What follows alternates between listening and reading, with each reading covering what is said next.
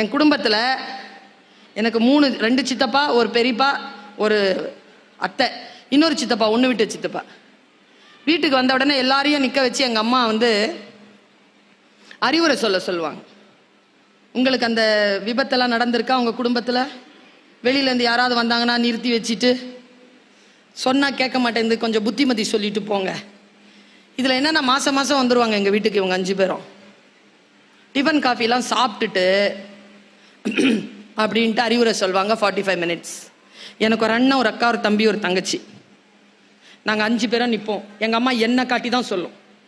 இதுக்கு சொல்லுங்க, அடங்க மாட்டேங்க, இதுக்கு சொல்லுங்க, இதுக்கு அறிவுரை சொல்லுங்க. அதில் அத்தனை பேரும் அறிவுரை சொல்லுவாங்க, நான் கேட்டுக்குவேன். என்ன கொடுமைனா, அதில் ஒரு சித்தப்பாக்கு அறிவுரை சொல்லவே தெரியாது. அது கூட வழி இல்லை, அவருக்கு அறிவுரை சொல்ல தெரியாதுன்னு அவருக்கு தெரியாது. இது பிரச்சனைக்கு இதுதான் தீர்வுன்னு நாம முடிவெடுப்போம். ஆனால் அதுதான் தீர்வுன்னு நமக்கு புத்தி இருக்காது. முக்கியமாக சித்தப்பா பெரியப்பான்னு இருக்கிறீங்கல்ல, உங்கள் அண்ணன் பையனோ தம்பி பையனோ பொண்ணோ வாழ்க்கையில் வெற்றி பெறுவதற்கான ஆலோசனைகளை உங்களிடத்தில் கேட்கின்ற பொழுது தயவு செய்து 2-3 நாள் தள்ளி போடுங்க.